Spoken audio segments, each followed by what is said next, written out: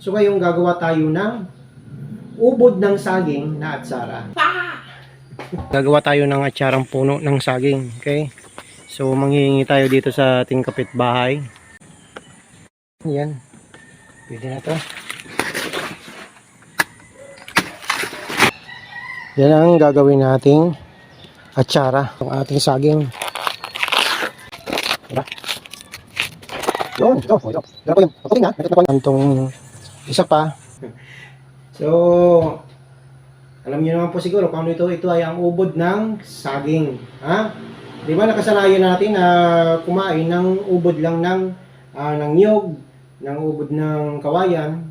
So, maraming hindi pa siguro nakakaalam na ang ubod ng saging ay pwede pong lantakan o kainin. Di ba? Nakasanayan natin na ginagawa lang yung papaya, na ginagawa natin na atsara. So, ngayon gagawa tayo ng ubod ng saging na atsara. Okay? Maraming pwedeng gawin dito. Pwede nyo itong gisahin, pwedeng ilagay sa adobo o sa mga sinabawan nyo.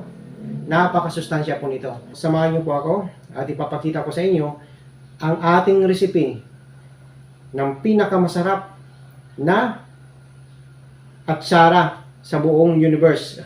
At bago po yan, please don't forget to subscribe. Konting suporta po sa pagmumukha ko. So para mapadali ang ating buhay, ito ang ating gagamitin. Yan. Tapos nyo lang hadadin, ay ibabad nyo muna sa asin. Okay, mga 2 tablespoon na asin sa 1 kilo na ganito.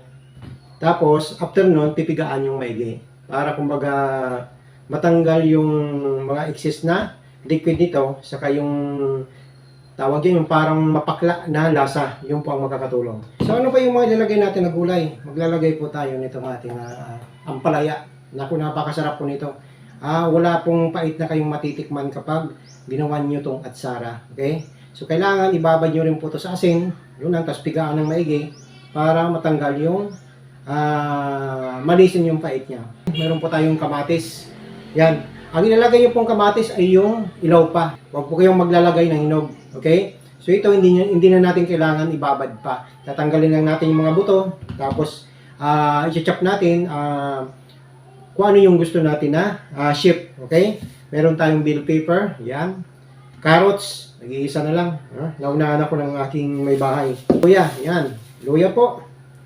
And bawang. Yan lang po yung mga ilalagay natin na gulay dito sa ating kakaibang atsara na may ubod ng saging. Yan. So, di ko na ipapakita po sa inyo kung paano natin ito i-chop Kasi pampahaba pa yun ng oras. Ibibigay ko lang po sa inyo yung tamang sukat ng napakasarap na atsara na kakaiba. Since maalat po yan, kasi nga may asin, so kailangan natin banlawan pa. Banlawan ng tubig. Kahit isang banlaw lang po. So, kahit isang bisis lang po, okay na po yan. So, pangyari, pigaan po nating maigi pa rin. Yan. So, ito na po yung itsura niya. Pigaan nating maigi para matanggal yung pait. Babandawan nyo ng maigi. May isang bandawan lang. May kunting pait pa rin naman yan. May kunting pait pa rin naman po. Pero once na nababad na yan sa ating suka, ay nako, tanggal na po ang pait niyan at napakasarap. Ito na po yung ating mga sangkap sa ating paggawa ng atsarang tawag yan. Mixed vegetables kasama yung ating ubod ng ating saging. Ito po. So ang gagawin po natin para makuha natin yung tamang sukat ay kailangan kiluin natin sila. Lahat ng ating mga sangkap kung ilan. Kasi ang ratio nito ay 1:1. Paano yung kilo, itong ating mga sangkap, itong ating mga gulay, ay yun din ang ilalagay nating asukal. Magsasama-samahin na po natin siya. Okay? 70.5. Kita niyo po ba? Asukal ay 870.5. 870.5 din dapat. Okay? So, papakuluan na po natin Kasama po itong ating sangkap, yung luya, saka bawang. So, magtatanong kayo kung ilang grams o kaya tablespoon ng ating asin. So, 1 tablespoon lang po yan. Depende na sa panglasa nyo. Paminta, lagyan nyo na rin po. So, pakuluan na po natin. Lalagay na rin po natin ang ating asukal. Papakuluan lang po natin yan. So, para may kakaibang aroma, ay gagamit tayo ng rum or yung ating brandy. Yan. Kasi itong ating brandy ay lalo nakapagpapasarap po to sa lasa ng ating atsara. So, mga 2 tablespoon lang po. Yan. Don't worry kasi po yan, ang alcohol po niyan ay mag-evaporate. Okay? Ang matitira na lang dyan ay yung natural na flavor nitong ating brandy. So, ang gagawin po natin, bubuhos lang natin o ilalagay yung ating mga gulay dito. Ito na po yung lahat. Sabay-sabay na natin ilagay yan. Walang problema yan kung sinong mauna at mahuli. Yan.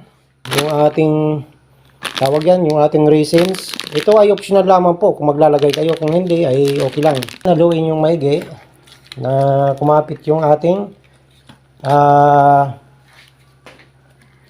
liquid. Ang sarap talaga nito. Pag natikman nyo. Yung ampalaya ay mawawala po ang pait niyan. Mga 10 minutes na nakababad po dyan, saka nyo po i-transfer sa ating lagayan. Ayan, lagay na natin itong ating pasas. Okay. Ayan, pwede nyo na itong ilagay sa bote. Okay. Papapakain nyo ito, yung mga anak yung pikan sa gulay. Try natin tikman muna. Pag lumabad na po ito ng mga 3 to 5 days, lalo na kung 1 week, nako, malalasahan nyo na yung sarap. Sa totoo lang po, wala nang pait yung ampalaya. Napakasarap po. So try nyo po ang ganitong ating kakaibang atsara. Yan. Alam nyo po, habang tumatagal na nabababad, lalong sumasarap. Nare-recall ko nito yung lasa nung napakasarap na atsara sa Bicol. Ay napakasarap niyang kainin. Kahit yung kamatis, napakasarap. Pag kinain nyo, napaka-crispy. Crispy po siya. So, try nyo po itong recipe na to. And maraming salamat po sa kung nakaabot kayo hanggang dito sa dulo. And don't forget to subscribe sa ating YouTube channel and share this video. Maraming salamat po and God bless po.